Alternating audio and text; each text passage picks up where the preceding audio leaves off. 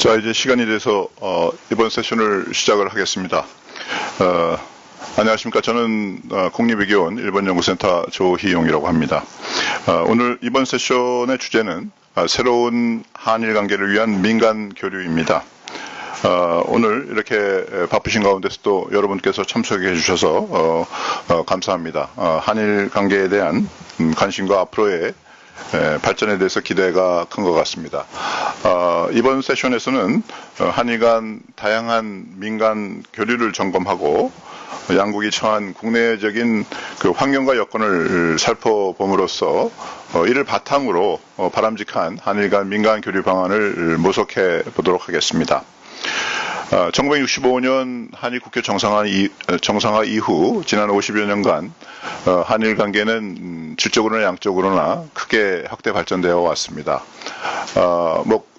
구체적인 통계는 모두 거론할 수는 없겠습니다만은 여러분들께서 다 아시다시피 1965년 양국 교역이 2억 불 수준에서 한때는 1,000억 불 이상을 달성한 바 있습니다. 최근 여러 가지 경제 사정으로 작년에는 한 700억 불 정도의 교육금을 달성했습니다. 아울러 인적 교류는 1965년 10,000명 수준에서 작년의 경우 한 700만 명 이상의 교류가 있었습니다. 이를 뒷받침해주는 항공편을 살펴보면 주 850여 편이라는 상당한 그러한 운항이 이루어졌다는 것을 알 수가 있습니다. 지난 65년 한일 국교 정상화 이후 한일 양국은 각각의 정치, 경제, 사회 발전과 더불어서 국제사회에서의 그 위상이 점차 제고됨에 따라서 양국 관계도 점진적으로 수정 보완되면서 진화 발전되었다고 할 수 있겠습니다. 이런 가운데 최근 몇 년간 위안부 문제를 비롯한 역사 문제의 갈등으로 양국 간의 그 교류가 다소 정체되는 그런 현상이 이어져 오면서 양국 국민들 사이에서도 우려의 목소리가 나온 바 있습니다. 다행히 지난 5월 10일 문재인 정부가 출범한 바로 직후 5월 11일 날 양국 정상 간 그 전화 통화에서 역사 문제에 관한 한 양국이 지혜롭게 극복해 가도록 노력함과 동시에 북한의 핵미사일 대응과 미래 지향적인 관계 발전을 위해서 또 이와는 별도로 노력하자는 데 인식을 같이 하고 또 조만간 한일 정상회담도 개최키로 하였습니다. 한일 양국이 일단 양자 관계에 있어서 안정적인 관리 모드로 들어가면서 어떤 실용적인 협력을 통해서 보다 성숙한 그런 동반자 관계로 발전되지 않을까 이렇게 기대를 해봅니다. 이런 과정에서 양국 간의 그 민간 간 교류는 더욱더 중요해질 수밖에 없다고 이렇게 생각이 됩니다. 흔히 그 양이 질을 변화시킨다는 말이 있습니다. 그간 사실 양국 간의 그 역사 문제가 있음에도 불구하고 다양한 분야에서의 그 민간 교류가 사실상 양국 국민 간의 상호 이해를 더욱더 또 확대하면서 또 실질적인 양자관계 발전에 기여한 것도 사실입니다. 이런 가운데 앞으로 양국 간의 협력의 그 잠재력, 소위 그 포텐셜을 실제로 실현하고 지속 가능한 발전을 위해서는 역시 다양한 분야에서 민간 교류가 더욱더 확대되어야 된다는 데는 아마 이의가 없을 것으로 이렇게 생각이 됩니다. 오늘 한일 양국 간 민간 교류의 현황과 앞으로의 그 과제에 관해서 한번 검토를 하고 또 앞으로 바람직한 추진 방향에 대해서 건설적인 의견과 여러 가지 정책 제안이 제시되기를 기대합니다. 그럼 순서에 따라서 한영애 서울대학교 국제대학원 국제학과 교수님과 문경수 일본 리츠메이칸 대학 국제관계학부 국제관광학과 교수님의 발표에 이어서 신승혜 우리 외교 먼저 신승혜 외교부 문화교류 교육협력과장님 그리고 마키노 요시로 아사히 신문 서울 지국장님의 토론 순서로 진행토록 하겠습니다. 선승혜 죄송합니다. 제가 지금 중요한 말씀을 하셨습니다. 제가 실수를 했습니다. 선승혜 과장님이십니다. 자, 그러면 한영애 교수님 부탁드리겠습니다. 네, 여기서 그냥 해주시면 될 것 같습니다. 뜹니다. 예.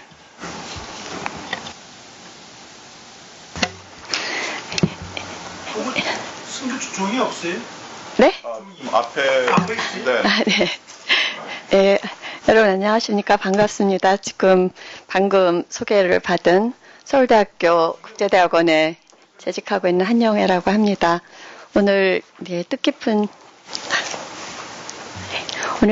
자리에 불러주셔서 대단히 감사합니다. 시간이 제한되어 있는 관계로 그냥 바로 본 발표로 들어가도록 하겠습니다. 이게 좀 조정이 뭘로 이렇게 앞으로? 다시 한번.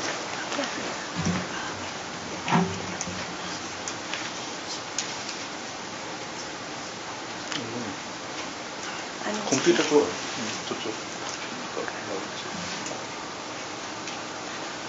안 움직여요. 빨간 거는 그냥.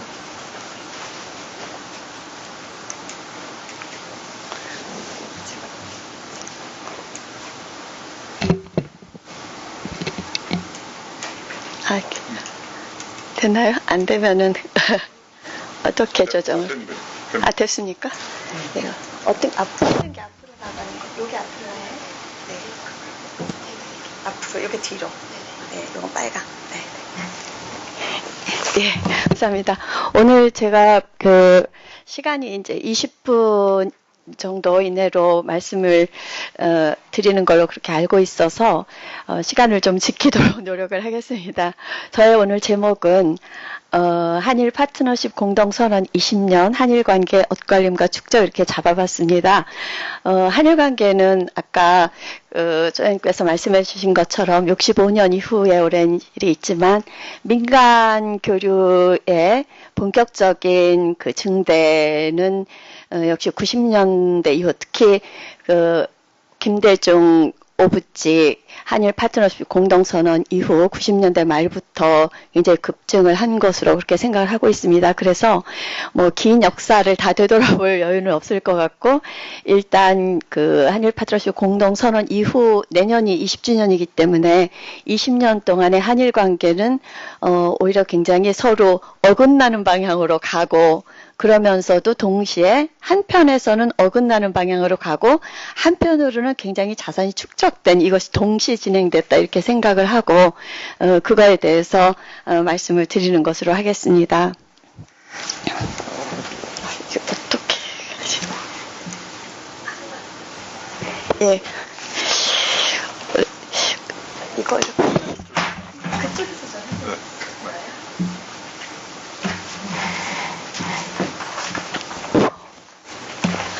예, 제가 지금 말씀드린 대로 한일 파트너십 공동선언 네, 하나는 이제 민간교류 확대 심화, 확대뿐 아니라 심화됐다 이렇게 생각을 하고 그것과 한일관계 악화가 동시에 진행이 됐다. 이렇게 일단 20년을 저는 보고 있고요. 그중에 한일관계 악화 부분을 저는 엇갈림이라고 표현을 해봤습니다. 그래서 쌍곡선이라고도 처음에는 해봤는데요. 한일관계 쌍곡선 이런 표현도 해봤는데 하나는 일본과 한국이 각각 내셔널 아이덴티티를 재구축하는 과정에 이 90년대 이후에 그 이전부터 있지만 그것이 좀 더 본격적으로 진행되는 게 90년대 말부터 2000년대인데 한국이 아이덴티티를 재구축해 나가는 방향과 일본이 내셔널 아이덴티티를 재구축해 나가는 방향이 서로 반대 방향으로 이렇게 엇갈리면서 나가고 있는 데서 생기는 문제, 이것을 갈등으로 보고 그 사이에 이제 하나씩 구체적인 일들이 일어났죠. 독도 영유권에서 누가 무슨 발언을 했다든가, 이명박 대통령이 독도를 방문했다든가, 뭐 그 다음에 츠쿠르카에 세영모 교과서가 나왔다든가, 그런 건 하나의 사건들을 통해서 조명이 됐지만, 큰 흐름으로 볼 때는 이 두 가지가 서로 다른 방향으로 가면서 생기는 그 갈등의 큰 배경이 있고 그 안에 사건들이 나타났다. 일단 그렇게 보고, 그리고 그 엇갈림의 내용을 좀 이따 말씀드리려고 하고요. 그렇지만 또 한편으로는 민간 교류 확대 심화가 저 한일 파트너십 공동선언과 그때 이루어진 행동계획 이런 것과 그 이후에 여러 가지 정책과 또 현실의 변화 속에서 사실은 상당히 많은 교류의 자산이 또 축적이 되어 있어서 그 귀중한 자산들을 우리는 갖고 있다. 그래서 이 두 가지를 말씀드리고자 합니다. 다음 장 부탁드리겠습니다. 한국의 그러면은 내셔널 아이덴티티의 재구축 방향은 무엇인가? 그것은 이제 그리고 그때 이제 그 서로 어긋나는 것이 제일 중요한 부분은 역사라는 것을 어떻게 생각하는가에 대한 한국과 일본 내에서의 역사라는 것에 대한 생각이랄까요? 대응 방식, 자기네 나라 역사. 이제 그것이 좀 다르지 않나 이렇게 생각을 하고, 한국은 이제 90년대 이후에 다 아시다시피 이제 문민정부, 김영삼 정부 문민정부가 세워지고, 그 다음에 국민의 정부, 참여정부, 이렇게 김영삼, 김대중, 노무현 이렇게, 진보 정권들이 생기면서 이 역사 문제가 굉장히 중요한 화두로 떠올랐다고 할 수 있습니다. 문민정부에서는 김영삼 전 대통령께서 역사 바로 세우기 이렇게 해서 그때 바로 세워야 될 역사는 무엇이냐. 하나는 일제 36년의 친일 잔재 청산, 그래서 일본과 관련된 것이고요. 또 하나는 군사정권 32년의 잔재 청산. 이것은 이제 그리고 또 하나는 이것과 관련되지만 민주화 투쟁을 재평가하는 것. 이렇게 세 가지가 근현대사를 우리 한국이 어떻게 평가를 하면서 앞으로 우리 한국을 어떻게 만들어 나갈 것이냐 하는 그 방향으로 지금 나가고 있었다고 생각이 들고요. 그러니까 꼭 한일 간의 역사 문제뿐이 아니고 우리 한국, 대한민국 자신의 역사 문제가 굉장히 중요한 우리 사회의 화두가 되었다 생각이 듭니다. 그리고 국민의 정부와 참여정부 하에서는 여기서 더 한 걸음 더 나아가서 여러 가지 그 밑에 있습니다만은 제가 다 적지는 못했고요. 그 과거에 그런 국가 권력이라든지 공권력에 의해서 인권이 유린됐거나 침해를 당한 그런 분들에 대한 어떤 그 진상을 규명하고 피해를 보상하고 명예를 회복하고 이러한 것들을 이 국민의 정부와 참여정부에서 적극적으로 하면서 여러 가지 관련된 다양한 사건들에 관련된 위원회들이 생겼고 또 진실화의 그 기본법이라는 게 생기고 하면서 그 우리 한국사 자체에 대한 어떤 재검토가 있었습니다. 그리고 이제 이게 지금 말씀드린 것처럼 국가 범죄, 공권력에 의한 인권유린 이런 것이 새로운 관점으로 우리 한국에서 이제 떠올랐고요. 그리고 국가가 이런 역사에 대한 평가를 거의 국가가 독점했던 담론에 대해서 민주화 이후로 분출된 한국의 시민사회가 거기에 주체로서 관여를 하면서 국가에 대해서 시민사회의 관점 그리고 개인의 관점에서 이 역사를 다시 과거사, 대한민국의 현대사, 근현대사의 과거사를 그 개인의 인권이라는 관점에서 되짚어보는 이런 것이 이제 한국의 민주화의 큰 방향. 87년에 이제 민주화가 된 이후에 민주화의 이제 완성이랄까요? 심화 완성을 위해서 나아가는 방향이 2000년대에 우리는 이제 민주화를 성숙시켜 나가고 완성시켜 나가는 방향을 우리는 추구를 했고, 그때 결국은 국가에 대해서 개인과 또 시민, 인권 이런 관점으로 국가의 행위를 상대화시키는 이런 작업이 2000년대에 진행이 됐다고 봅니다. 그래서 한국의 90년대에서부터 2000년대에 걸쳐서 내셔널 아이덴티티, 앞으로 한국이 구축해 나가야 되는 아이덴티티는 우선 민주화된 한국이라는 아이덴티티가 하나 있고요. 그 위에서 한국의 민주화라는 것은 시민혁명에 의해서 이루어졌다.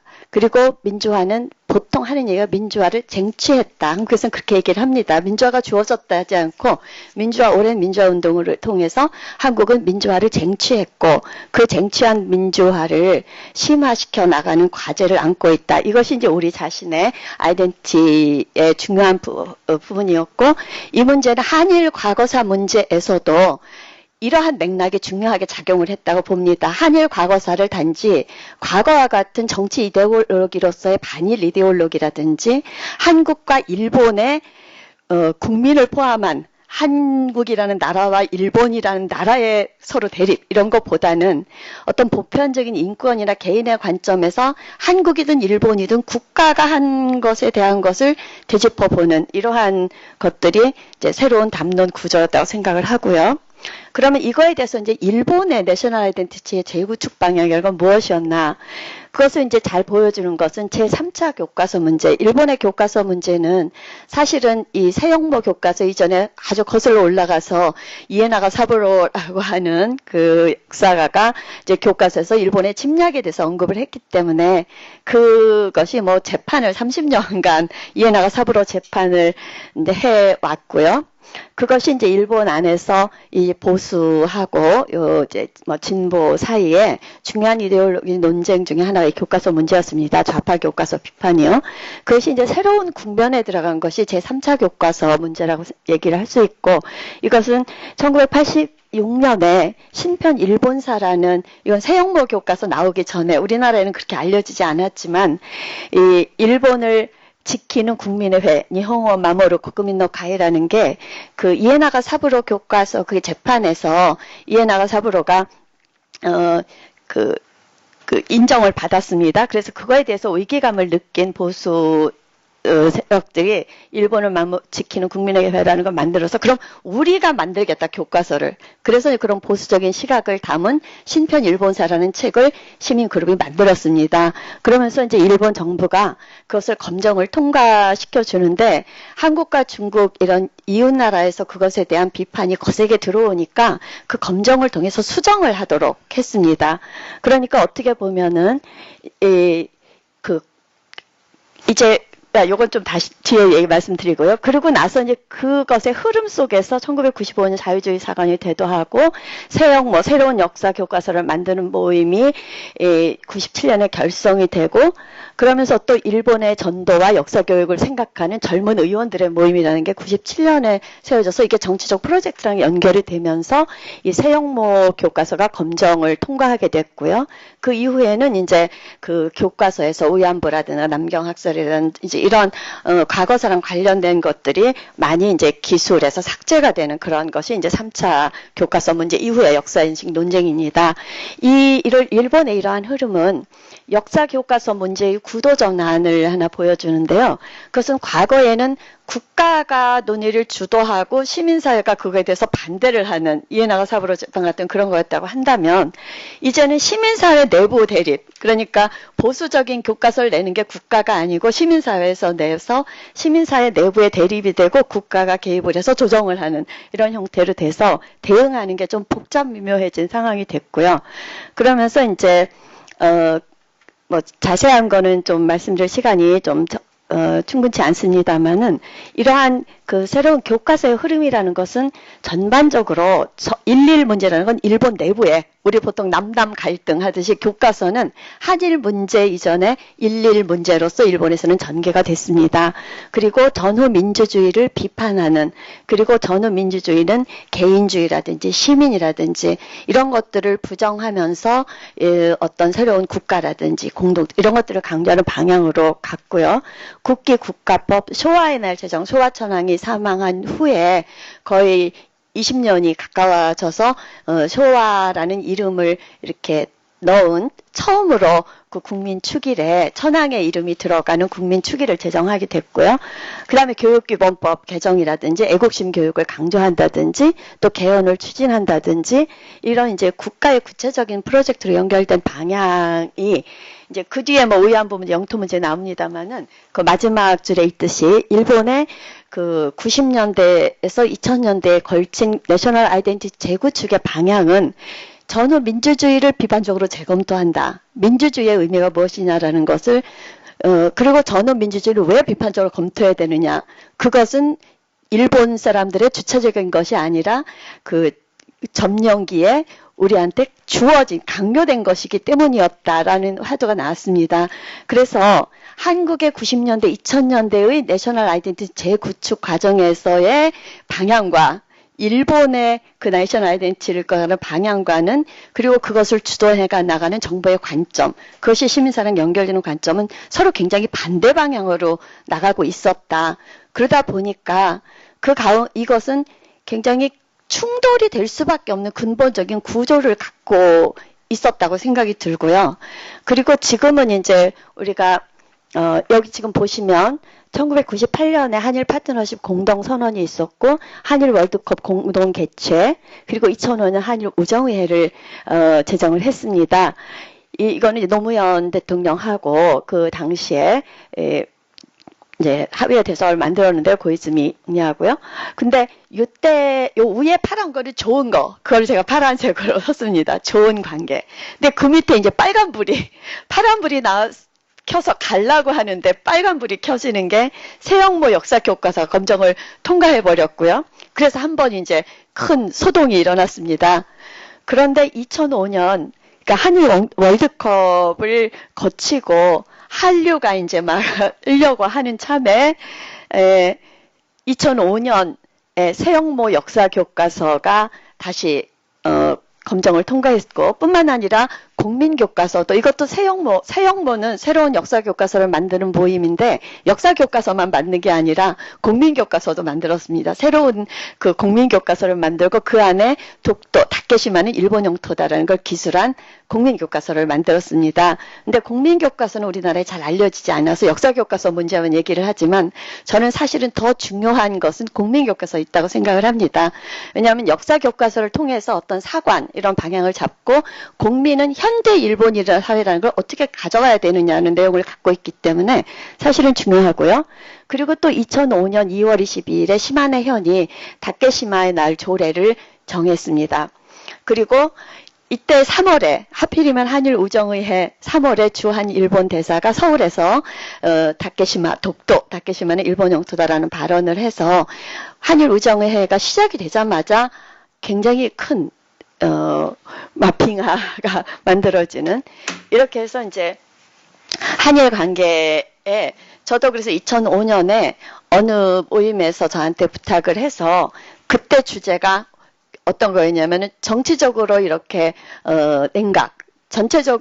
정치적으로 냉각된 한일 관계를 어떻게 그 시민사회 교류, 민간 교류를 통해서 그것을 극복할 수 있을 것인가 그런 주제로 이야기를 했고요. 그리고 나서 저의 소감은 2005년에 저게 큰 화두로 시민 교류가 커졌기 때문에 이 정치적인 냉각이 거기에 영향을 끼칠 것인가 말 것인가 그리고 이 시민사회의 교류가 두터워진 것은 이 냉각된 관계를 조금이라도 녹이는 데 도움이 될 것인가 말 것인가 이런 것이 본격적으로 화두로 제기가 된 게 저때라고 저는 생각을 하는데 그 이후에 그 질문이 지금까지도 계속되고 있다. 거의 답보 상태로 계속되고 있어서 저는 오늘의 저의 화두도 저 질문이 계속되고 있는 걸로 지금 그렇게 생각을 합니다. 그러니까 12년 동안 같은 얘기가 계속되고 있는 것이죠.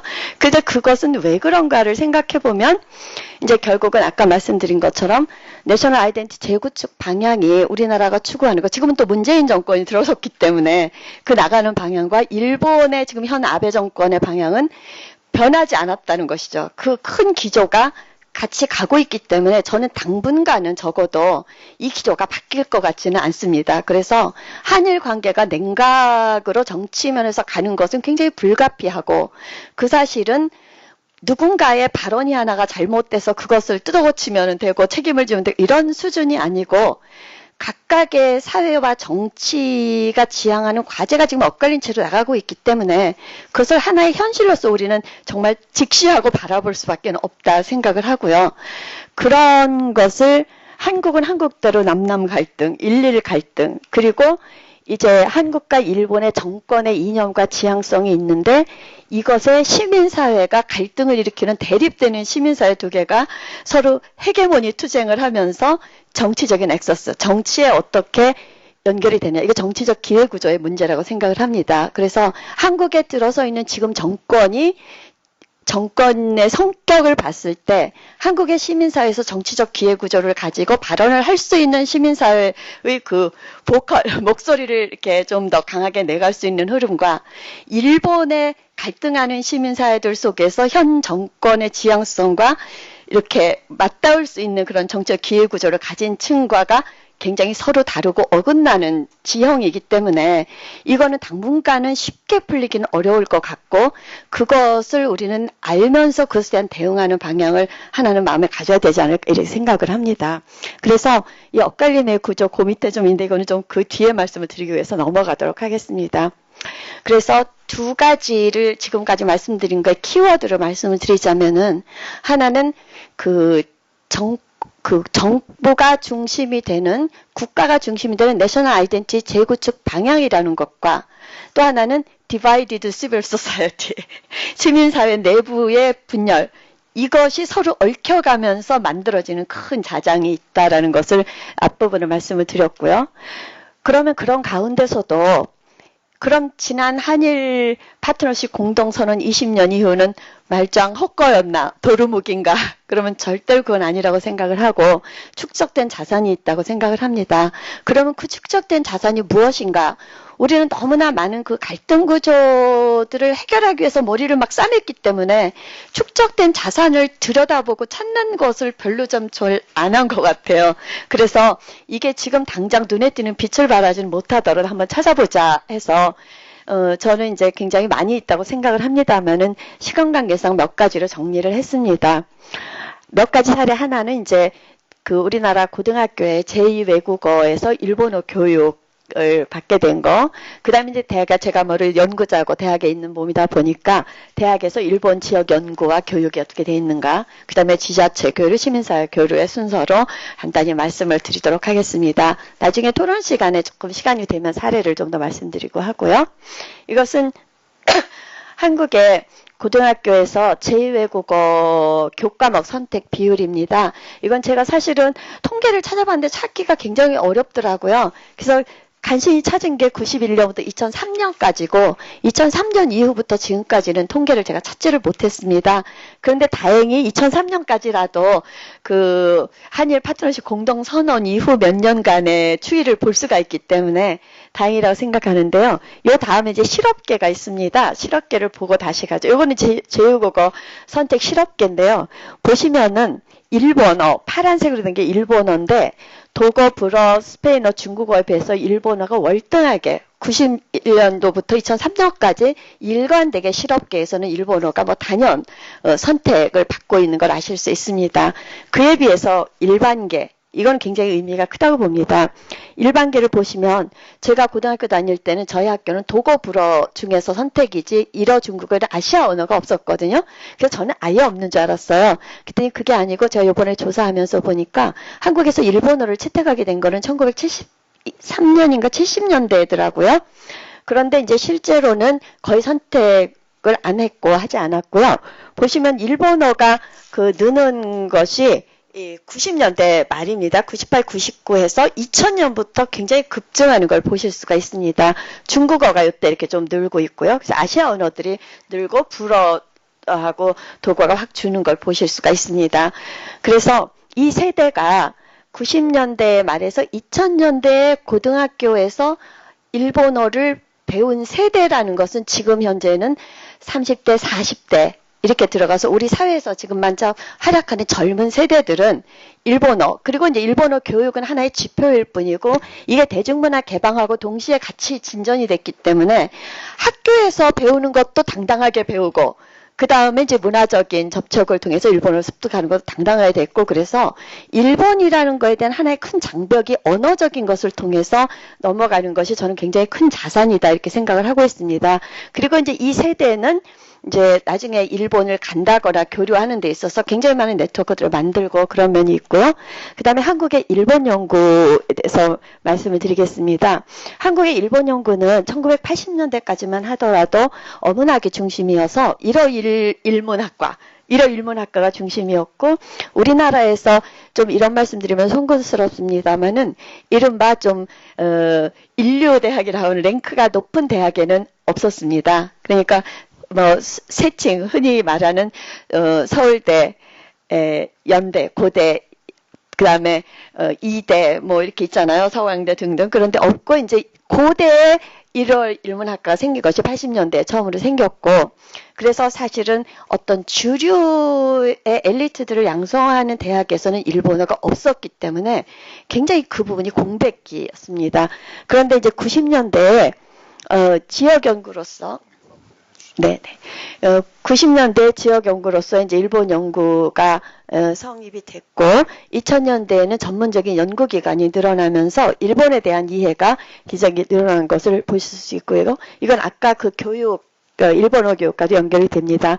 이것은 제가 조사를 한 건데요. 일본 관련 전문 학술지 11개에서 1990년부터 2011년 사이에 11개 잡지에 게재된 일어일문학을 제외한 인문사회계 일본 관련 논문의 증가 추이를 보시면은 굉장히 연구가 많이 나왔다는 것을 아실 수 있을 것입니다.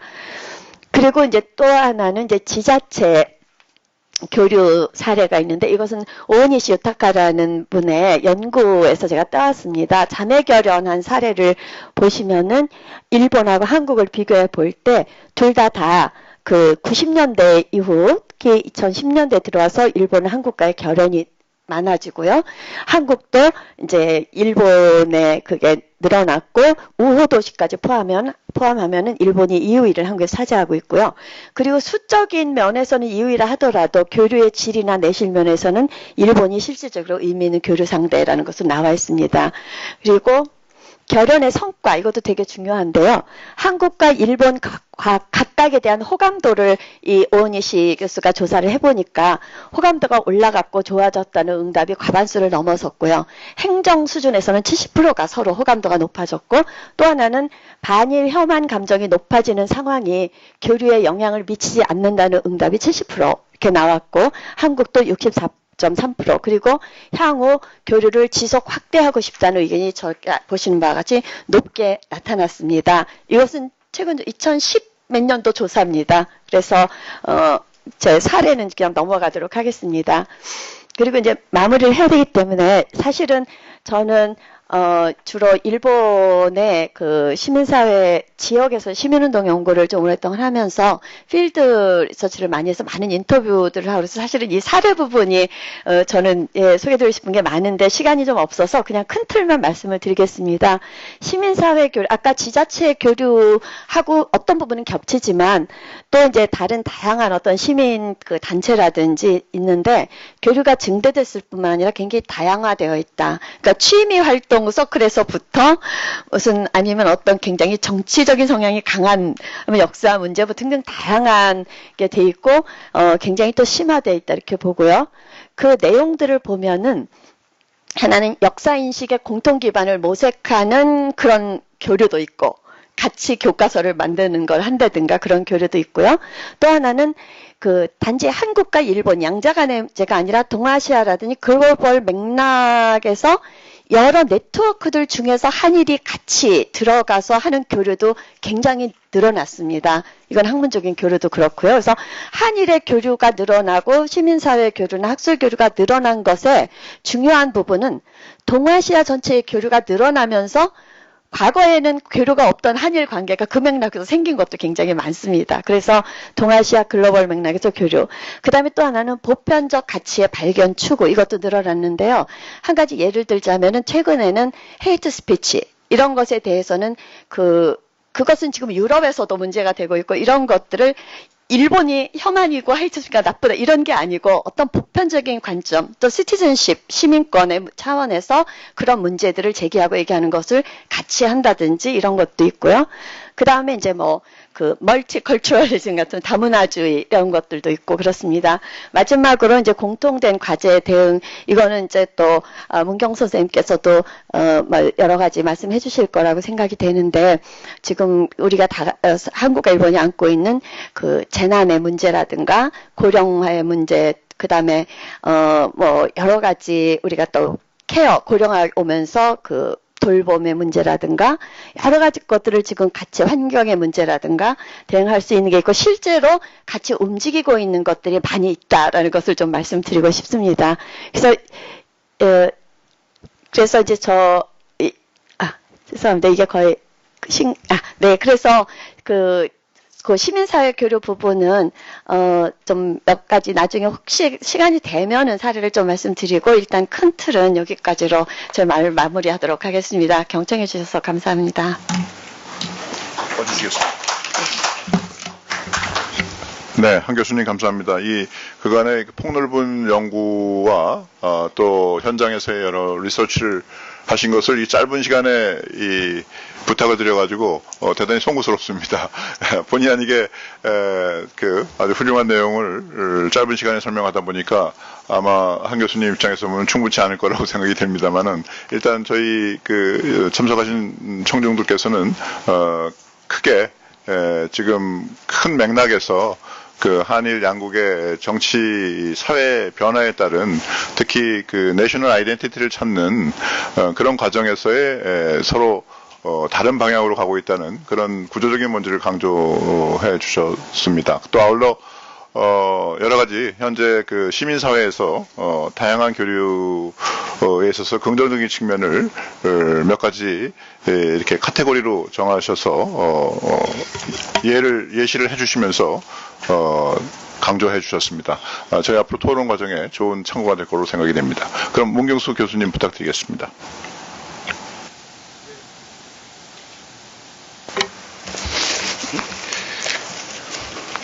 예, 일본의 리츠메이칸 대학에 근무하고 있는 문경수라고 합니다. 잘 부탁드립니다. 저는 여기 목자가 있습니다만, 한용애 교수님의 발제가 좀 자세하게, 90년대 이후는 자세하게 거론을 해 주셨기 때문에, 좀 시간을 길게 잡아서, 제2차 세계대전 후에 일본의 한국 간의 변종 과정에 관해서 변종 과정하고 그래서 한일 관계의 변종 과정이 갖는 함이라 할까 그런 걸 살펴보고자 합니다. 더군다나 제가 일본에 살기 때문에 일본에 산다는 그런 시각에서 이 문제를 좀 어떻게 보고 있는지에 관해서 여러분들에게 좀 제시할 수 있으면 그렇게 생각을 하고 있습니다. 그래서 한효희 교수님이 일본과 한국과의 관계는 동시 진행이라는 말씀을 하셨거든요. 근데 한쪽에서는 한일 간이 구조적으로 결합되고 직조되는 그런 과정이 진행되고 한쪽에서는 내셔널리즘 관련해서 멀리 떨어지는 그런 경향이 있다. 그 두 가지 증명을 이야기해 주셨는데 제 발제는 아마 정자의 측면, 즉 악화되는 그런 측면에 관한 발제가 되지 않을까 싶습니다. 특히 일본에서는 최근에 작년부터 많이 화두가 되고 있는 소재가 있거든요. 그건 일본 카이기라고 합니다. 일본 회의라고 해갖고 많이 화두가 되고 있습니다. 그러니까 일본의 의경화, 보수화와 관련돼 갖고 일본 카이기에 대한 논의가 많이 되고 있는데 거기에 관해서 좀 역사적으로 따지면서 소개를 해보자고 생각을 하고 있습니다. 그런데 지금 내가 일본의 악화된 측면 그러니까 보수화, 의경화에 관해서 간주를 하겠습니다만 일본이 의경화 돼가니까 우리는 이제 일본하고 사귀면 안 된다, 일본을 버려야 된다 그런 식의 주장을 내가 하려는 그런 위도로 이 문제를 거론하는 것이 아니고 오히려 그럴수록 우리가 여러 가지 차원에서 한일 관계가 교류를 많이 해야 된다. 그러니까 여러 가지 같은 과제나 그래서 젊은 사람들 보면 같은 가치관 자체도 세계관이나 가치관도 공통되는 게 많거든요. 그러면서 이런 어려운 현평, 일본이 의경화돼가고 역사인식도 뒤떨어 간다는 그런 형식을 인식하면서도 앞으로 그럴수록 시민사회 차원에서 많이 교류해야 한다. 그런 주지라는 것을 좀 먼저 이야기를 해두겠습니다. 예. 그래서 먼저 한일 갈등기라 해갖고 좀 이거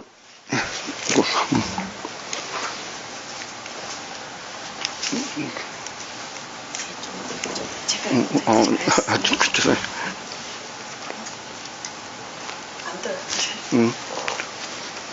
안 떠요. 어디를 하면 여기 됐어요. 됐어요.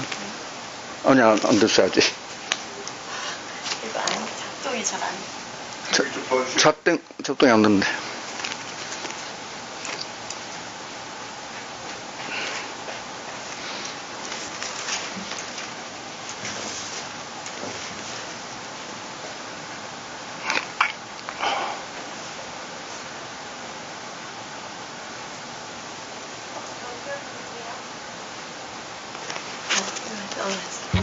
예. 먼저 그 해방 후에 그 일본의 한국권이라 할까 어떻게 편선태가 나가는가 그 이야기를 하는데 그에 앞서서 먼저 근대 일본의 한국관을 좀 확인해 두는 게 필요하지 않을까 그렇게 생각이 듭니다. 왜냐면 좀 나중에 그 뭐 일본 가기를 중심으로 언급하게 되겠습니다만 아베 정권이 들어서면서 일본 사회에서 아베 정권에 관해서는 역사 수정주의라는 말이 많이 거론됩니다만 제가 보기에는 일본 가이기를 보면 이건 복고주의고 국수주의거든요. 그런 경향이 눈에 띄게 짙어지고 있습니다. 그러니까 그 국수주의의 그 국수주의라 할 때는 암묵적으로 근대 일본의 한국관이라 할까 그 차별적인 한국관을 존재로 하고 있지 않을까 그런 생각도 듭니다. 그런 의미에서 그런 차원에서 근대 일본의 한국관에 관해서 좀 먼저 살펴본다는 그런 뜻으로 이해를 해주시면 합니다. 그 면치 유신 이후에 일본의 근대화는 두 가지 증명이 있다고 볼 수 있습니다. 한 가지는 정통을 복원한다는 증명하고 말 그대로 근대화라는 증명, 즉 그 정통이라는 측면에서는 천황을 중심으로 한 신화의 재발굴이라는 정통의 측면하고 근대화의 측면으로 보면 무명개화나 부국간변입니까? 그 부국간변이라는 문자 그대의 근대화 두 가지 측면이 있는데 전통 근대 양 측면에서 한국 사람은 차별적으로 정리되는 그런 존재였다고 할 수 있습니다. 즉 전통적인 측면에서는 한국이라는 나라, 조선이라는 나라는 일본의 옛날부터 예속된 그런 나라라는 이건 7세기까지 거슬러 올라가서 그런 지적을 하고 있거든요. 근대라는 측면에서 보면 뒤떨어진 나라, 미개, 여기 적었습니다만 미개, 야망이라는 그런 두 가지 측면에서 차별적인 인식이 그 면치신 지도자들 내에서는 그 상식으로 통념으로 그런 인식을 갖고 있다고 생각이 됩니다. 그런 이런 면치 유신의 지도자들의 인식이 1920년대 이후 감정계에 조선 사람, 그 당시 조선 사람들이 일본에 도의를 해오면서 대중적으로도 정착해 간다. 그렇게 볼 수 있다고 생각합니다. 그런 조선간, 한국간이 제2차 세계대전에 배망하면서 그런 충격을 받으면서도 한국간이 개선되지 않았습니다. 개선되기는커녕 오히려 악화됐다고 볼 수 있습니다. 이건 좀 바꿔주실까요?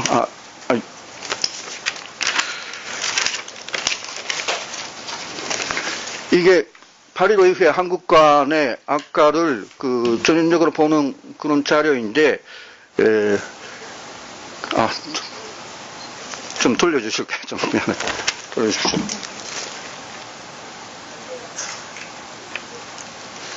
이거요? 하나? 하나 예. 이게 8.15 직후에 조사한 건데, 학생들의,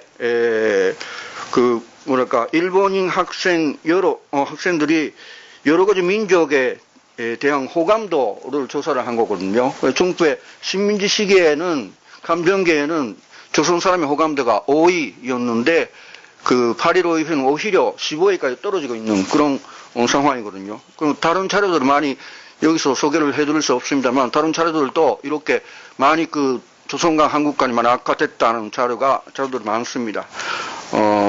그래서 그런 악화된 배경으로서는 여기 죄송합니다. 왜 그렇게 일본 사람들이 한국간이 됐는가 하는 그 배경으로 지적할 수 있는 세 가지가 지적할 수 있지 않을까 싶습니다. 이거 큐를 올릴게요. 이걸 예. 하나는 그 전쟁 이것도 뭐 많이 지적이 됩니다만 전쟁 경험에 관해서 일본 사람들은 어떻게 느끼고 있는가 하는 문제입니다. 대충 유일한 비폭극 그리고 전쟁 희생자로서의 인식이 보통이었고 우리가 좀 기대할 만한 그러니까 그런 충격을 받은 일본 사람들의 아시아간이나 조선간의 변화로 기대를 많이 하는데 침략자 가해자로서의 인식이 국민적으로는 거의 공유를 안 됐다는 것이 하나 이유로 지적이 됩니다. 그래서 그 당시에 또 하나는 그 당시 제일 한국인의 어행에 대한 반발이 거셌거든요. 제일 한국인이 자기들이 해반대 민족으로 자기들 인식을 하고 일본 사람 배만대 민족 그런 인식으로서 좀 거칠게 시위를 하거나 깜배들을 하고 싸우거나 그런 거칠게 행동을 했거든요. 거기에 관한 반발이 거세게 그 당시 일어났습니다. 거기 중용 어떤 의원이 발언도 소개를 해드리고 제3국이라는 말도 그 당시 나오거든요. 차별적인 인식이 그 눈앞에 있는 미국 사람 이외에는 유일한 한국인을 보면서 그런 인식이 짙어진다는 것을 지적할 수 있습니다. 또 하나는 이건 50년대 사실인데 소위 한국의 해양 주권을 선언하고 소위 이스만 라인에 들어오는 일본 어민들을 마구 잡았다는 겁니다. 그러니까 납포를 되고 그 당시 납포되고 온유된 일본 어민은 한 4,000명 그만큼은 숫자가 납포되고 온유됐거든요. 여기 기사에 어떻게 반발이 일어난지에 관해서 자료도 볼 수 있습니다. 65년에 한일 조약이 체결됩니다만 한일 조약 자체도 여러분 아시다시피 역사 문제는 보류되고 해결을 못한 채 한일 조약이 체결됐거든요. 뭐 이런 시대 어떤 면에서는 근대 이후에 일본 사람의 한국 간의 제약의 시대 가장 나쁜 시기가 8.15 이후부터 60년대의 일본의 한국 간이 아닐까 그렇게 생각됩니다. 그 이후로 일본이 많이 바꿔졌습니다. 그 이후로 좀 자세하게 언급이 있었기 때문에 간단히 말씀을 드리겠습니다만 60년대 이후에 일본 사회도 많이 바꿔졌거든요. 인권, 민주주의, 그래서 평화를 지향하는 시민사회가 많이 성장을 하고 그 80년대 이후는 소위 글로벌화, 국제화가 진정하는 가운데 일본 사람들의 타자인식이라 할까, 다른 민족을 보는 시각이 많이 개방적으로 변해가고, 그와 더불어 역사 인식에 관해서도 자기들이 가해자라는 인식을 많이 국민적으로도 공유하고 돼간다고 그렇게 생각을 하게 됩니다. 그럼 90년대 이후 좀 바꿔주실까요? 이거 이런 흐름에 관해서는 아까 자세하게 설명을 해주셨기 때문에 그냥 넘어가겠습니다. 그런데 하나만 좀 90년에 냉전 체제가 붕괴하고 일본식으로는 완강 전쟁이라 하는데 한국식으로는 골프 전쟁이라고 하겠죠. 그 골프 전쟁 시기에 일본의 국제 공헌이라는 게 많이 거론되거든요. 그것은 골프 전쟁에서 일본의 피와 땀을 흘리지 않았다. 거기에 관한 그냥 쇼자 프라크라 해갖고 거기에 관한 구체적인 비판이 고조되고 그 비판에 대응하기 위해서 일본이 국제 공헌 그러니까 비계와 같은 것도 설치를 하게 됩니다. 그런데 일본이 국제 공헌을 하려면 일본의 침략을 겪은 아시아 나라들이 일본에 다시 침략을 해온 그런 두려워하거든요. 그런 두려움을 해소를 해야 한다. 해소를 하기 위해서는 일본의 역사 인식을 명백히 해야 된다. 그런 배경이 하나 있었던 것을 좀 덧붙이고 설명을 해드리겠습니다. 그 이후에는 가해부 수산 그래서 중앙의 진구 반문이 있고 고노타마가 있고 그래서 호소카와 일본 55년 체제라는 게 붕괴되고 95년에는 아마 95년 전후가 일본이 개방화되고 가해자 인식이 국민적으로 공유되는 비극을 할까 정상의 그 식이 아닐까 라고 그렇게 생각이 됩니다. 그런데 할까 거기에 관해서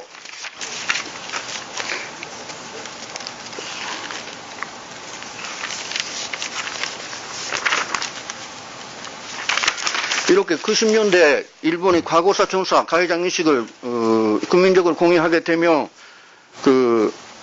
일본의 전전 시기에 일본의 만행에 관해서 방송을 한다는 것은 일본의 어떤 부분의 사람들은 면치 유신 이후에 일본의 군대 자체를 부정하는 그렇게 느끼는 사람들이 많게 되거든요. 그러니까 심지어는 일본의 면치 유신을 단행하고 그래서 청일 전쟁 그래서 노일 전쟁을 거쳐서 일본의 아시아에서 제일 처음으로 입헌 국가로 등장하게 된다.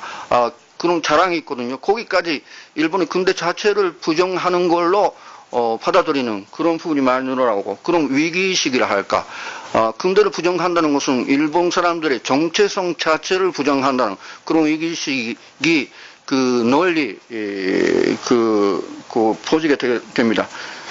거기에 관해서 그러니까 고생 반발이 심해지고 아까 두 가지 동시 진행이라 말씀하셨는데 아마 90년대 중반부터 90년대 중반은 일본 사람들이 가해자 인식이 공유하는 피크이기도 하고 반발이 고세게 시작되는 그런 시기이기도 하지 않을까 그렇게 생각합니다. 특히 고노타마나 무라야마 타마에 관해서는 심한 반발이 있어갖고 아까 소개가 있었습니다만 새로운 역사 교과서를 만드는 모임 같은 거, 자유주의 사관 모임 같은 거 심한이 만들어집니다. 그런데 가장 그런 바클래시라 할까, 반동이라 할까, 용리라 할까, 그 흐름이 90년대 중반 이후에 고세차게 벌어지게 되는데 가장 대표적인 게 니폰 가해기 아까 말씀드린 니폰 가해기가 아닐까 생각이 됩니다. 좀 뒤로 바꿔줄까요? 니폰 가해기가 되지 않을까 그럼.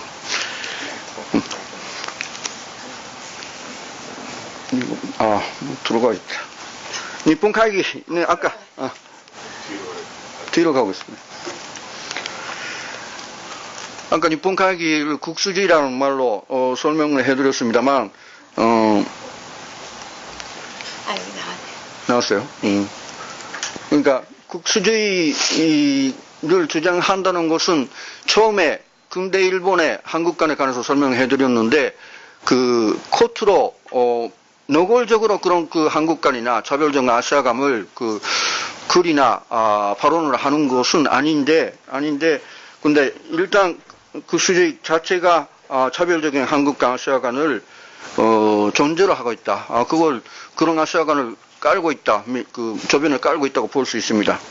한 가지 사례로 소개를 해드리려면 올해 4월에 일본에서 아시는 분들은 많겠지만 모리토모 학園이란 학원에 관한 문제가 있었거든요. 거기 하스이케 교장이라 할까 대표가 학교 자체는 애국교육 하스이케 자체가 니폰 가해기 회원인지 아닌지에 관해서 논란이 있는데 하스이케 학교 자체는 애국교육입니다. 애국교육을 하는 학교에서 중국 사람하고 한국 사람은 차별을 하는 편지를 소한을 학부모들에게 보낸 그런 사건도 있었거든요.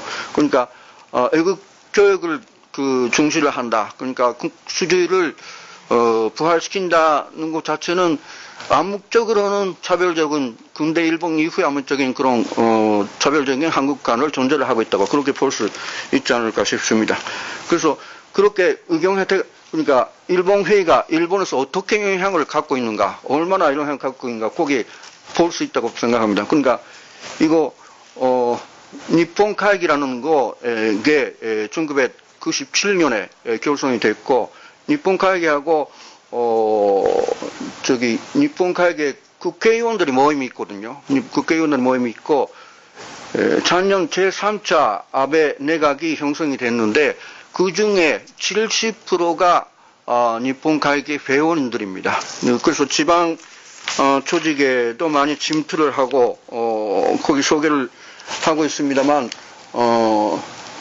국회의원이 281명, 국회의원이 누가 일본 가해인가에 관해서는 그렇게 자세하게는 안 나오고 있습니다만 일단 181명, 지방의원 전 700명이 일본 가해에 소속을 하고 있고 지부가 일본 전국에 243개나 됩니다. 그래서 그 일본 가해는 일본의 그 자익 운동이 공산당이 있고 사회당이 있고 자익 운동이 60년대 70년대 한창 고조됐는데 거기에 대한 그 뭐라 할까 대한적인 세력으로 대두를 하고 되거든요.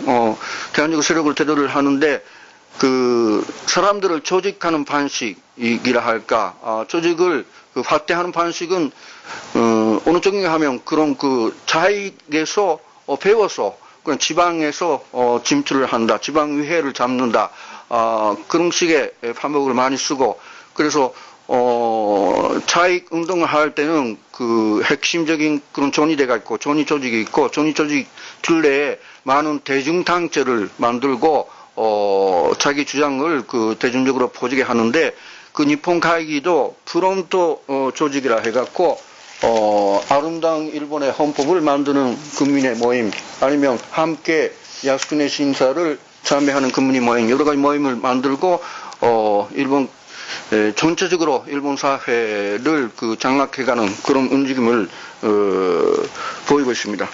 그런 면에서는 그 특징 자체는 그 일본 그 아까 그 아베 정권 아베 내각에서 내각 장관들이 거의 다 니폰 가해에 들어있다고 좀 소개를 해드렸는데 그 커미트멘트 하는 그 니폰 가해에 참가하는 뭐라 할까 그 깊이라 할까 이건 그 다양합니다. 그러니까 뭐 그냥 다른 사람이 하니까 자기도 들어가고 있다. 아니면 핵심적으로 확신범으로 그런 인식을 갖고 있는 사람들 또 여러 가지 있기는 있는데 그런데 그 일반적인 특징을 아예 그 설명을 해드리면 식민지 지배나 아니면 침략 경쟁을 정당화한다.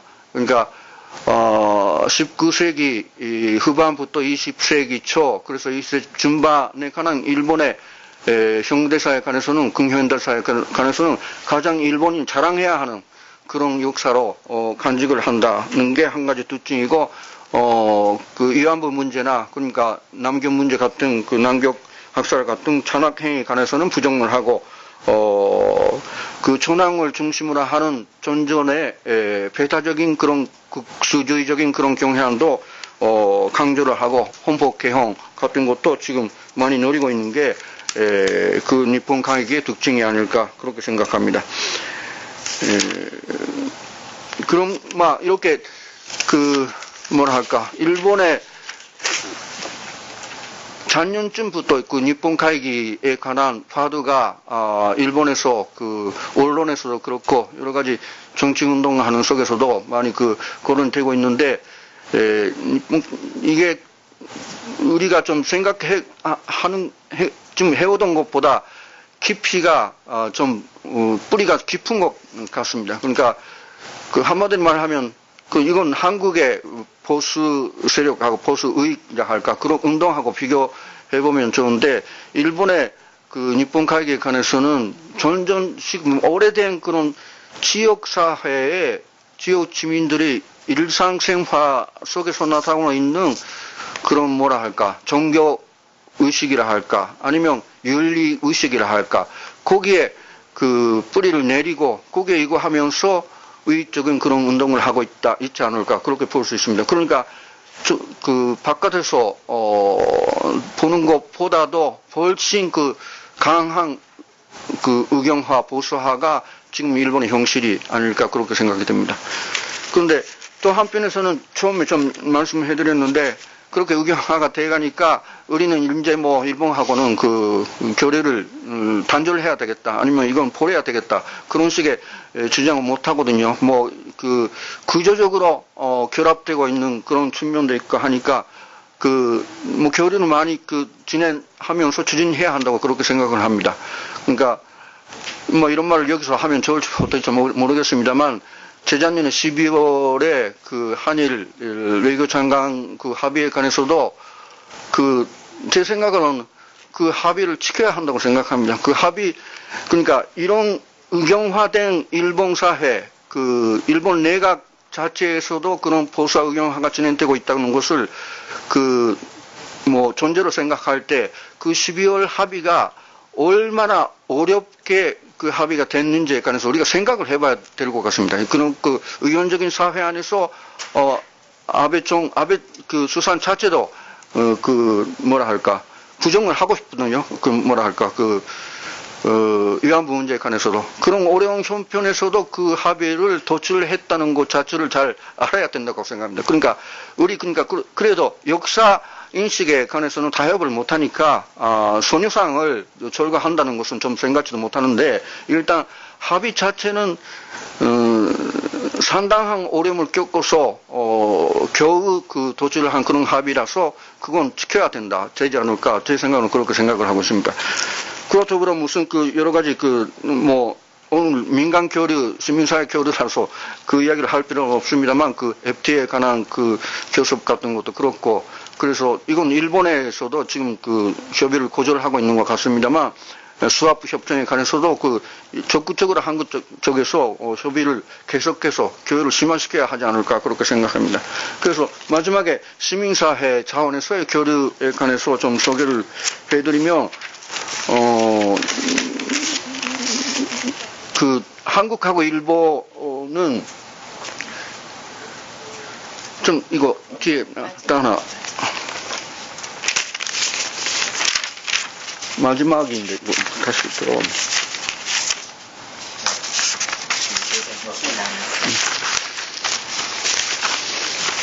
하나는 그러니까 같은 수준은 좀 일본이 무슨 앞서고 있는데 정보 소비 사회라는 그런 사회라는 특징을 갖는 특이한 그런 가치관이라 할까 생활 스타일, 삶의 스타일을 할까 문화의 공통성을 갖고 있거든요. 특히 한 50대 까지의 한국 사람이나 그런 일본 사람들에 관해서는 그런 공통적인 이거 자세하게 소개를 안 하겠습니다만 여기 적혀 있는 듯한 같은 가치관과 의식을 갖고 있다는 거 이건 우리가 교류를 하는데 가장 큰 힘이 되지 않을까 싶습니다. 그래서 또 하나는 세계화 글로벌 하는 속에서 탈문 과제를 갖고 있다는 탈문 어려움을 갖고 있다. 아까 좀 소개했었습니다만 고령화 돼가고 소자화 돼가고 그래서 자살하는 사람들이 많이 늘어나고 그런 같은 과제를 둘러싼 일본의 시민운동하고 한국의 시민운동이 서로 협력도 하고 서로 배우기도 하고 그런 게 지금 눈에 띄지 않습니다만 이건 자치제 차원의 교류도 그렇고 많이 진행이 되고 있거든요. 나중에 좀 논의가 되면 좀 설명해 드리겠습니다만 그런 시민사회 차원의 우리가 생각하는 보다 진정이 되고 있는 시민사회 차원의 교류를 그런데 좀 최근에 2, 3년 시민사회 차원의 교류 서로 배우기를 위한 그런 회의 같은 것은 좀 줄어들고 있습니다. 그런 조사나 그러니까 지금 앞으로 여러 가지 권린들도 있겠습니다만 그런 차원의 시민사회 교류를 아니면 자치제 간의 교류를 좀 활발히 진행하는 게 어려우면 어려울수록 그런 걸 우리가 잘 해야 되지 않을까 그렇게 생각이 됩니다. 이상입니다. 네, 문 교수님 감사합니다.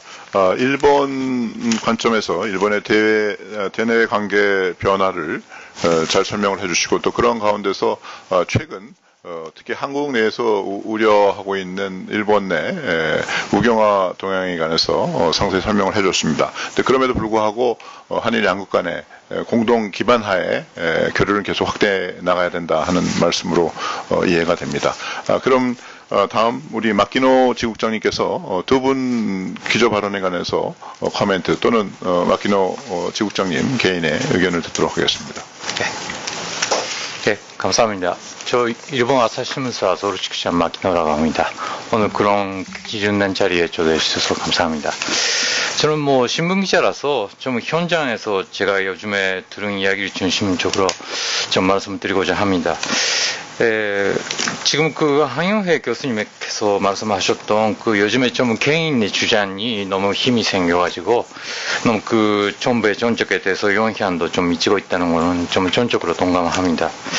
네, 저도 그런 걸 많이 느끼고 있다는 거는 막 요즘에 그 작년 12월 32일에 부산 소녀산 문제가 있었습니다. 근데 그때 일본 정부가 너무 심하게 반발을 해가지고 그 주한 일본 대사 소환도 했습니다.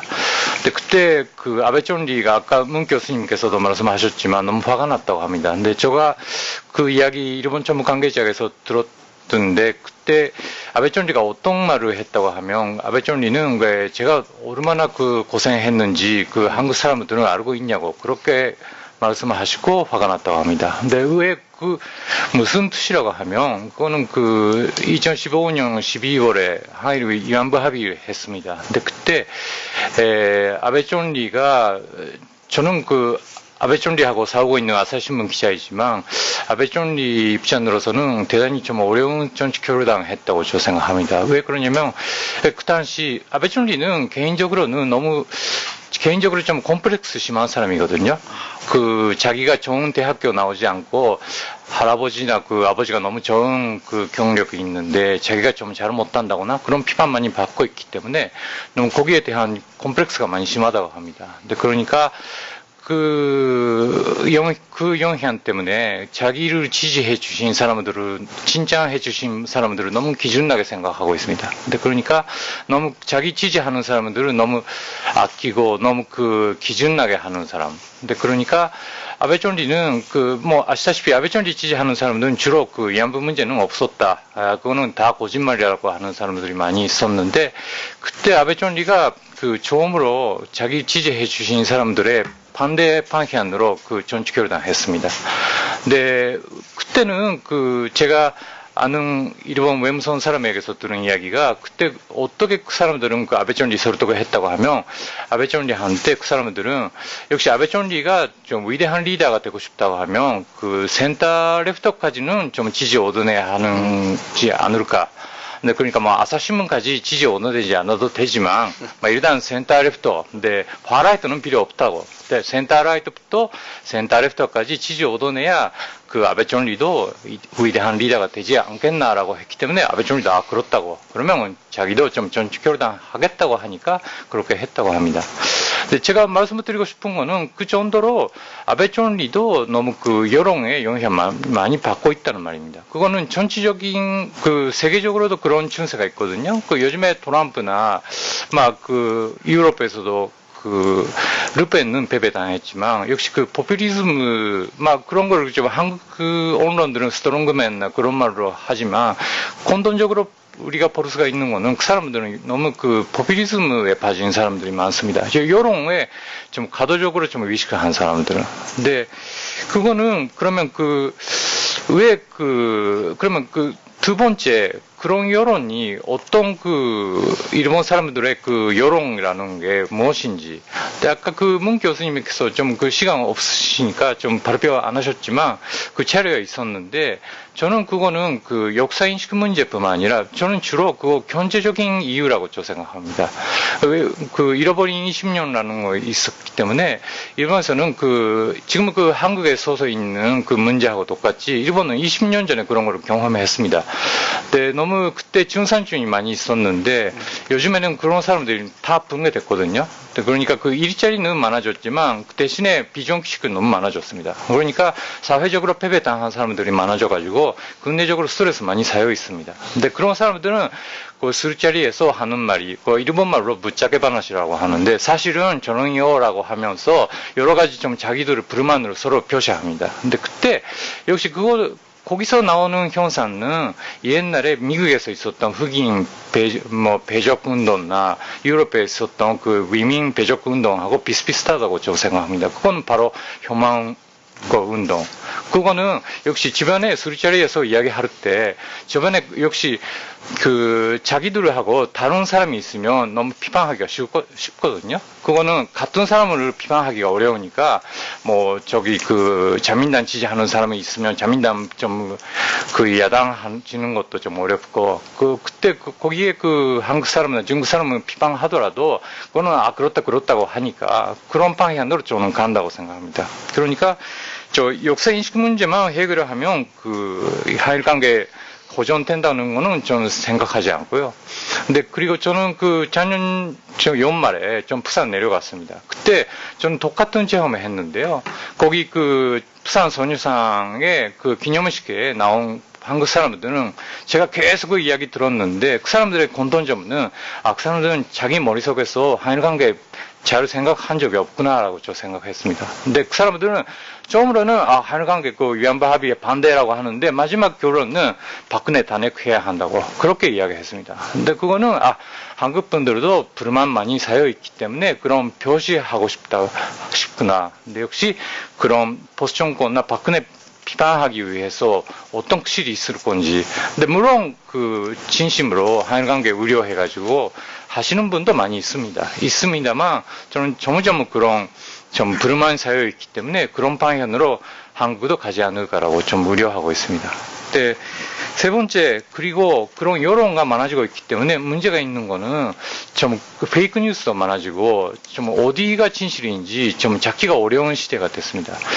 예를 들면 그 지지난주인가 그 문희산 특사가 일본 가셨는데 그때 아베 총리하고 만났을 때 아베 총리가 문희산 그 특사한테 이야기했던 게 문재인 대통령이 너무너무 그 북한 좋아하고 좀 일본에 대해서 좀 호감 가지고 있지 않는다라는 보도가 있는데 그렇습니까라고 물어봤다고 합니다. 정확한 워딩은 좀 잊어버렸지만 그런 뜻으로 물어봤더니 문희산 특사가 그거 아니라고 우리는 진짜 그 북한 문제는 좀 중요한 문제라고 생각하고 있지만 그런 거는 국제사회의 틀 안에서 그 미국이나 일본하고 협의한 다음에 하는 일이라고 생각하고 있다고 하면 그 이야기 했을 때 그 아베 총리는 그렇습니까? 역시 그 직접 만나는 게 중요하다고 그렇게 그 생각한다고 하시면서 샤토르 외교도 자주 하자고 그 합의했다고 합니다.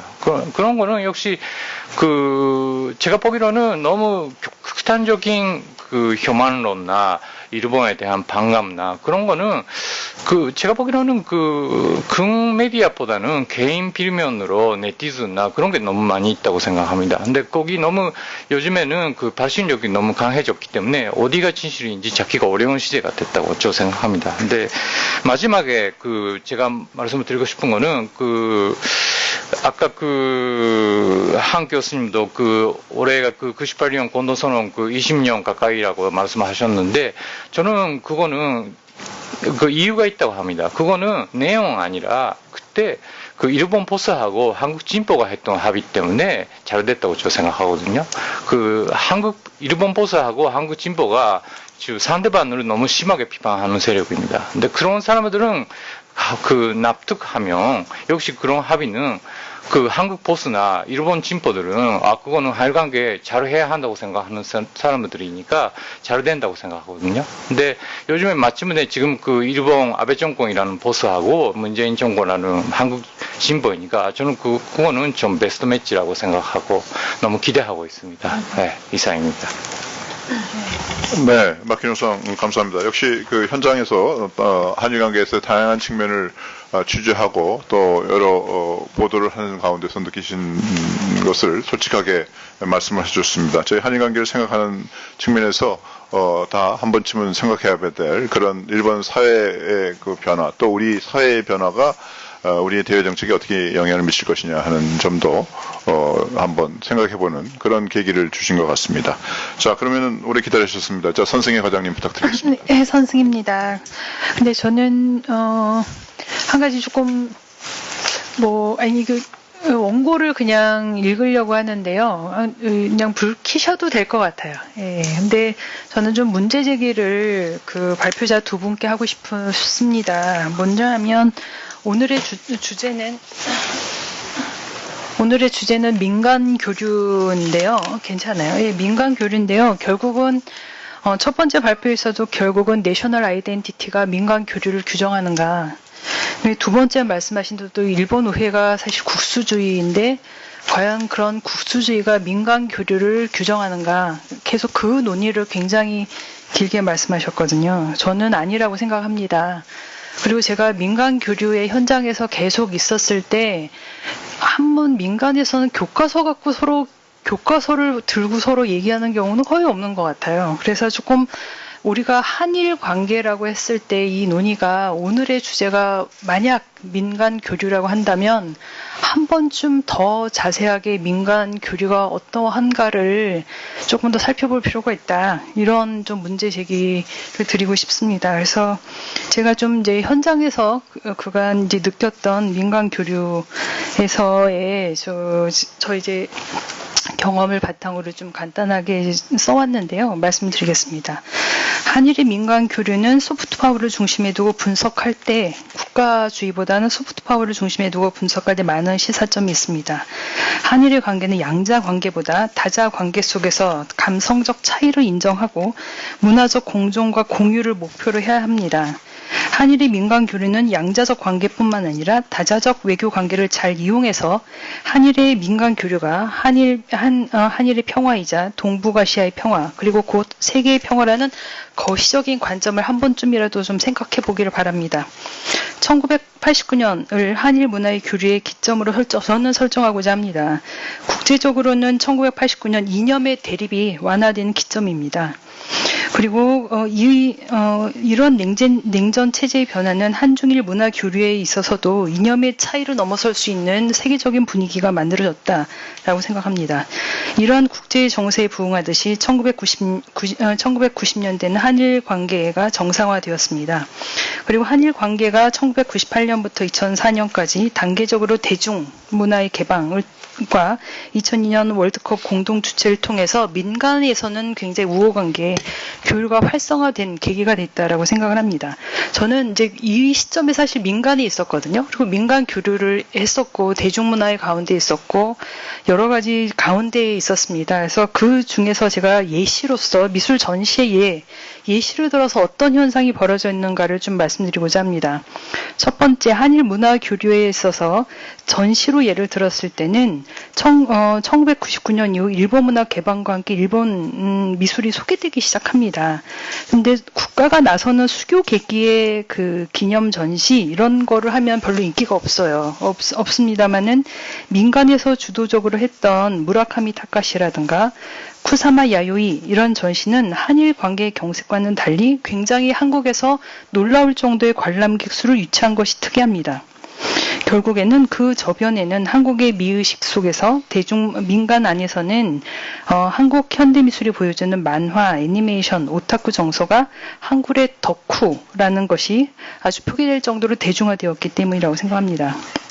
그러나 이제 두 번째 또 문제 제기를 하면 과연 한일 관계에서 제시하는 아시아주의, 지역주의는 어떤가 이런 이제 점을 한 가지 좀 제시하고 싶은데요. 1990년대 보면 일본이 그 미술전시에서는 동아시아론을 들고 나옵니다.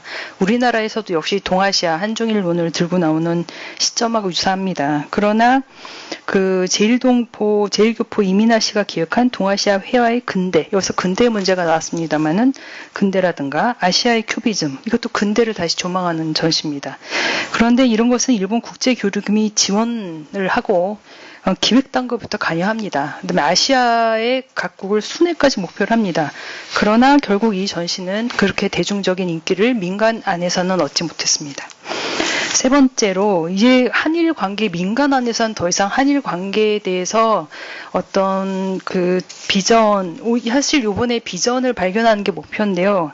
그래서 비전을 발견하지 못한 양국은 이제 비엔날레라는 형식을 취합니다. 그래서 광주 비엔날레, 일본에서 후쿠오카 비엔날레. 그래서 이젠 더 이상 한일 관계보다는 세계주의, 글로벌리즘 안에서의 자기의 목표들을 설정하고 있습니다.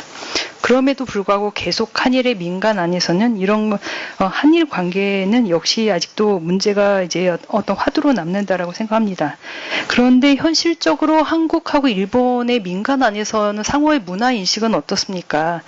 그 한 번은 뭐 국가를 먼저 내세운 건다 이런 사람보다는 보통 사람들 안에서는 겨울 연가를 되게 좋아하고 그 다음에 젊은 층에서는 동방신기가 인기가 있고 그 다음에 또 우리나라에서는 일본 만화를 좋아하는 아주 그런 팬들이 많습니다. 그래서 이것이 사실 현실입니다만 그럼에도 불구하고 혐한 정서는 2010년대 이후 좀 이제 드러나고 있다라고 생각을 합니다. 그래서 앞으로 이제 문제는 오늘은 계속 이게 문제다라는 것을 계속 말할 게 아니라 민간 교류 안에서 그렇다면 동아시아 이번 제주 포럼이 목적으로 하고 있는 비전은 무엇이냐를 좀 찾아볼 필요가 있다라고 생각이 되는데요. 이제는 제가 좀 비전을 좀 말씀드리고자 합니다. 제안을 이제 토론을 겸해서 비전을 좀 제안을 드리고자 한다면 다시 한번 우리가 그 드라마 보통 사람들이 살았던 삶을 좋아했던 한류 드라마나 이런 어떤 케이팝의 인기가 어떤 국가에 의해서 제재되고 있는 것은 아니냐. 그러니까 이 문화를 국가가 개입하고 있는 것은 아닌가 한번 묻고 싶습니다. 두 번째로 한국 안에서는 여전히 사실은 그 집에 어린아이들이 있는 집안 아시겠지만 요즘에는 포켓몬을 스마트폰으로 잡으려고 하는 게 젊은 사람 안에서는 너무너무 인기입니다. 어린아이 안에서는. 차라리 이렇게 미국의 디즈니와 다른 이런 일본의 애니메이션에 기반하고 있는 정서적 공감대가 민간 교류의 기본적인 바탕이 아닌가라고 한번 묻고 싶습니다. 세 번째로 더 이상 한일 관계는 한일 관계에서 그칠 수 없다라고 생각합니다. 이제는 중국이 이제 1대1로라는 거대한 경제적, 문화적 프로젝트를 들고 나섰을 때 일본과 한국은 과연 이 중국과의 관계에서 어떻게 문화적으로 이제 관계 맺음을 할 것인가에 대한 좀 비전이 있어야 된다라고 생각합니다. 그리고 이제 마지막으로 제가 이제 좀 이런 토론을 하면서 좀 바라는 바는 무엇이냐면 한일의 민간 교류라고 할 때는 이제 계속 국가주의, 국수주의, 내셔널 아이덴티티 이런 그 다음에 총리의 얘기, 대통령의 이름보다는 보통 사람들 마음 안에서 어떤지 그걸 좀 한번 우리가 좀 세심하게 살펴봤으면 좋겠다는 것. 그다음에 그것이 나아가서 이런 민간의 교류가 어떤 평화의 가장 기본이 될 수 있다는 이런 힘이 있다라는 점을 다시 한번 좀 주목했으면 좋겠다는 것을 제안드리면서 토론을 마치도록 하겠습니다. 네, 송 부장님 감사합니다. 역시 현장에서 경험을 바탕으로 해서 people 대 people, 사람의 접촉 과정에서 느끼셨던 또 그런 가운데서 앞으로 나갈 방향에 관해서 몇 가지 아이디어를 제시해 주셨습니다. 다만 제가 두 분의 기조 발언과 두 분의 토론을 듣고서 한 가지 말씀드리고 싶은 것은 이제 민간 교류라는 제목 하에 우리가 앞으로 민간 교류를 어떻게 확대해 나갈 것이냐 하는 이제 그런 토의를 하는 과정에서 사실 두 분께는 어떻게 보면 구조적인 문제 또 배경이라고 그럴까요? 그런 것들에 대한 이해 없이 민간 교류를 더 확대해 나간다는 게 조금 좀 비약을 한다고 그럴까요? 도약한다는 그런 측면이 있기 때문에 사실 두 분께는 사실 그런 요청을 드린 경위가 있다는 것을 말씀드리고요. 다만 이제 오늘의 그 주제 자체가 워낙 사실 광범위해가지고 제한된 시간 내에서 제가 사실 모든 분께 사실 죄송한 마음을 갖게 되었습니다. 자, 시간 관계상 저희가 그 프로에 질문을 좀 한두 개 받도록 하겠습니다. 제가 오늘 진행을 하다 보니까 이 네 분께서 하실 말씀은 많은데 시간은 제한됐기 때문에 조금 시간이 오버되었습니다.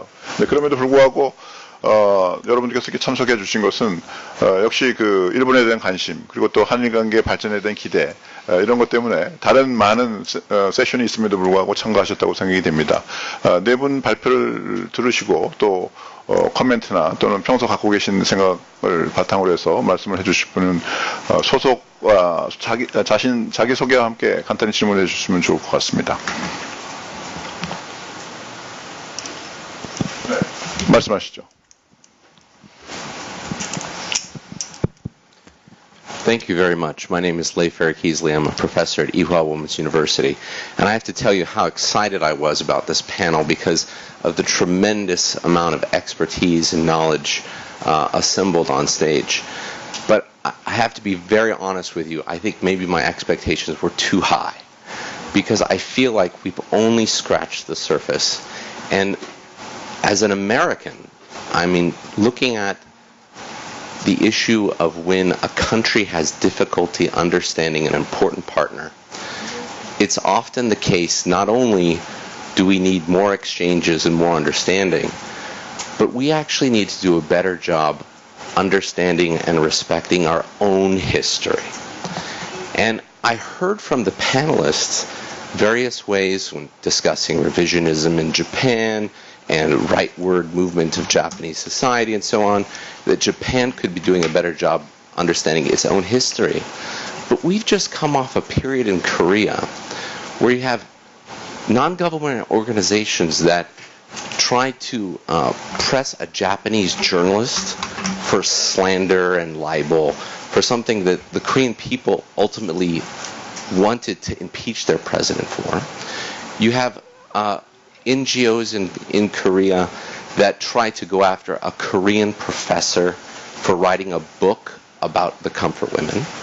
You have NGOs in Korea that try to, as hard as they can, sink the December 28th agreement that was the product of a great amount of effort between the two sides, even though those of us in the scholarly and NGO community tried to say, don't ever try to say something's final and irreversible, because that doesn't work with history and identity.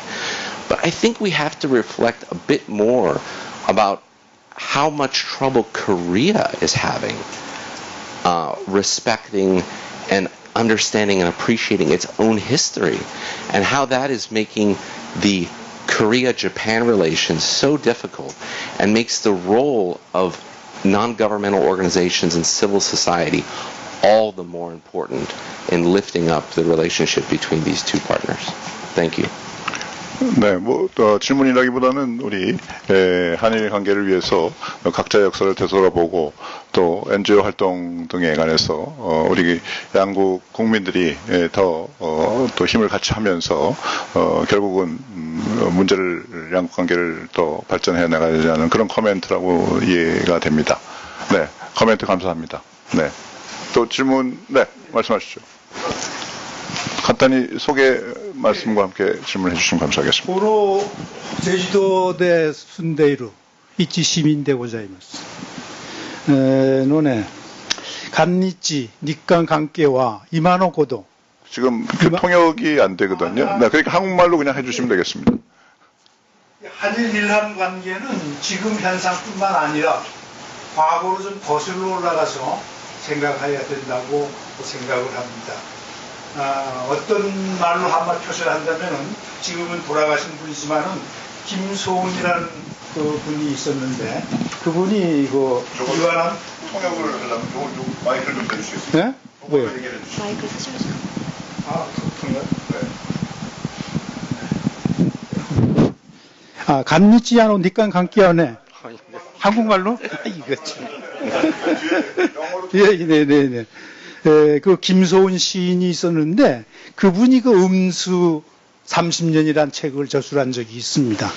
은순이라는 은인이고 수라는 건 원수라는 뜻인데 우리 한국 조선에 있어서 일본은 은혜를 입은 것도 우리가 있고 또 우리가 또 많이 고통을 당해가지고 복수를 해야 된다는 뭐 그런 의미도 은수란 관계라 그런 말로 표현을 했습니다만은 뭐 그건 그렇고 우리 한일 관계가 이승만 대통령 시대부터 쭉 그 회담은 있었습니다. 근데 별로 진전이 없었고 그 후에 박정희 정권이 들어오면서 돈이 필요하니까 대일 청구꾼으로 좀 해결을 해야 되겠다고 그래서 그 당시 김종필 정보부장을 일본에 파견을 해가지고 그 유명한 JP 오히라 메모에 의해 가지고 한일 대일 청구권이 해결하게 되었고 그 대가로서 제가 기억하기로는 유상 6억 원, 무상 4억 원을 받아서 그때 한일 협정이 맺어졌다고 해결이 됐다고 생각을 합니다. 그 내용으로서는 지금까지 일제시대 36년 동안에 일어났던 여러 가지 일들을 포괄적으로 예를 들어서 저금을 했다든지 하는 통장 같은 거 또는 보험 같은 거, 또는 징용 가서 이제 임금을 받아야 된다는 거, 징병을 나갔다는 거, 뭐 포괄적으로 해가지고 이러한 금액을 받았다고 저는 듣고 있었습니다. 이렇게 해가지고, 그런데 여러 가지 문제를 그 당시에도 포함하고 있었습니다. 왜냐하면은 명치 이후 오랜 동안 외교 경험을 한 일본 외교관들하고 해방 1948년 건국해서 17년 정도의 외교관들하고 상대니까 상대가 잘 안 돼요. 여러 가지 문제점에 있어서. 그리고 한국에서는 돈이 필요하니까 서둘러 가지고 빨리 결착을 보게 된 거라고 듣고 있었습니다. 최근에 또 이 위안부 문제로 한국에서 소녀사인이 머리 그냥 시끄럽게 세우니까 일본에서 10억 엔입니까? 한국도 약 100억 정도를 한국에다 주고, 정부 간에는 해결된 거라고 생각을 하고 있었습니다만, 우리 민간에게서는 그러한 게 해결이 되지를 않고, 왜 해결이 되지 않는가 생각하면은, 이 36년간 일본 사람들한테 매맞은 기억이 지금 오래 남아있어. 지금도 살아있는 사람들이 있고, 징용 같은 사람들도 살아있고, 징병 같은 사람들, 예. 예? 짧게 해주시겠어요? 예. 뭐, 그렇게. 그러니까, 결국, 요컨대, 독일 수상관 누굽니까? 그 유태 그 묘에서 사죄한 사람. 그 사람이 그 사죄하는 식으로 좀 한국민에 대해서 진정으로 일본 수상이라든지 누구가 좀 진정, 혼내, 다떼마이 그것만 너무 얘기하지 말고 진정으로 좀 사죄를 하면은 한국인이 마음도 좀 풀리고, 거기에서 정부 차원에서 마음이 풀리면은 민간 차원의 교류도 원만하게 잘 흘러가리라고 저는 이게 생각을 합니다. 이러한 점에 있어서 문 교수님, 그리고 또 요신호 지국장님입니까? 어떻게 생각하고 계신지 좀 얘기 듣고 싶습니다. 네, 감사합니다. 그럼 지금 뭐 시간이 이미 좀 초과됐습니다만, 지금 우리 한 교수님이 잠깐 말씀해 주시겠다고 해서 한 1분씩만 세 분께서 우리 하시죠. 우리 한 교수님, 그 다음에 문경수 교수님, 그 다음에 우리 마키노 지국장님, 송 과장님도 하실 말씀 없으시죠? 그러니까 세 분이 한 1분 정도로 해서 마무리 짓도록 하겠습니다. 예, 오늘 하여튼 좀 했고요.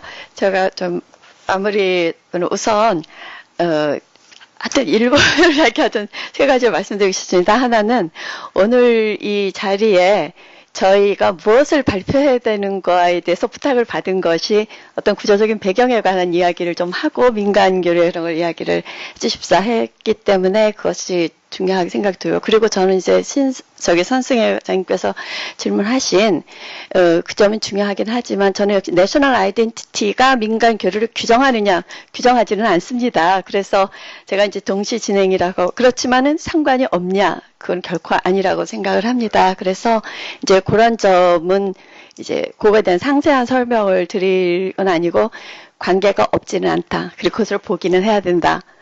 그 점을 하나 말씀드리고 싶고요. 그 다음 이제, 아까 위안부 합의 문제에 대해서는 제가 문경수 선생님께서 말씀하셨기 때문에 꼭 말씀을 드리고 싶습니다. 저는 이것을 정부가 했기 때문에, 지켜야 된다. 아니면은, 아베가 얼마만큼 어렵게 지지자들을 설득해서 이걸 했느냐. 그 사정을 알아서 지켜야 돼. 저는 그것에 대해서는 반대입니다. 만약 아베 그 수상이 얼마만큼 어렵게 본인의 지지자들을 설득해서 이걸 했느냐, 그 과정을 우리가 이해한다 하는 것은 필요하다고 봅니다. 그렇다면 거꾸로 일본 측에서는 한국에서는 이 합의에 도달한 것이 어떻게 도달했고 한국 사람들이 이것을 어떻게 바라보느냐 하는 거에 대해서도 일본은 충분히 이해를 하면서 이 합의를 앞으로 좀 어떻게 지켜오고 가져가기 위해서는 어떻게 해야 되는지를 조금 더 자세하게 논의를 해서 해나가는 것이 필요한 것이지, 이제 서로에 대한 배경을 이해해야 되는 것이라고 그것을 드리고 싶고요. 그래서 저는 지금 형태로 그대로 지키는 거에 대해서는 저는 사실은 좀 유보적인 입장입니다. 그래서 그것을 말씀드리고 싶고요. 마지막으로 또 저기 뒤에서 NGO 시민사회 교류에 대해서 말씀해 주셨기 때문에 저는 굉장히 중요하다고, 실은 제가 그 부분을 되게 중요하게 생각하는 사람인데 2004년에 한일 시민사회 서로 배우기 이런 게 있어서 저도 거기에 나가서 얘기를 한 적이 있었고요. 2004년 정도 무렵부터는 일본도 한국의 시민사회에서 배울 게 있다.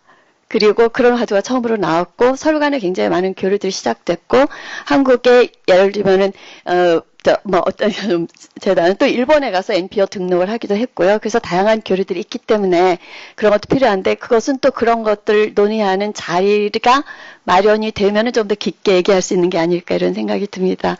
오늘 말씀해 주신 것들 다 잘 새기고 하겠습니다. 네, 감사합니다. 권 주시죠. 그 12월 합의에 관해서는 뭐 지금 이야기를 할 수 없으니까 다시 이야기를 하겠습니다.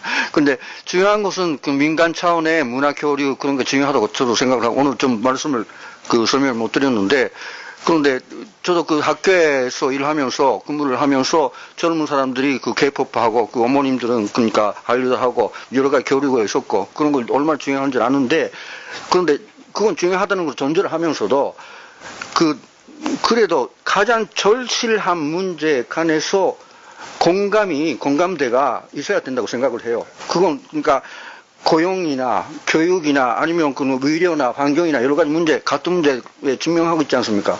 그래서 그런 문제에 관해서 NGO 운동도 있고 시민 차원의 여러 가지 있고 거기서 그 2000년대를 보면 구체적으로 여러 가지 말씀을 드려야 되는데 이를테면 그 박원순 그 시장이 있지 않습니까? 박원순 시장이 그 10년대는 이위제기형의 운동, 그래 반대 운동을 하면서 2000년에 들어가면서 시민 서비스형의 그 시민운동을 시작하거든요. 그러니까 그 사람은 일본의 전후민주주의나 그런 시민운동, 마치즈크리 그런 거에 관해서 많이 배워야 된다. 그래서 교류가 많이 진전되고 있어요. 그 차원에서. 그리고 마치즈크리 같은 것도 소미상 마을 같은 것도 많이 만들고 그런 구체적으로 진행되고 있습니다. 아까 자기 자료에 다 이런 여러 가지 적었고 저도 참석을 하면서 하고 있습니다.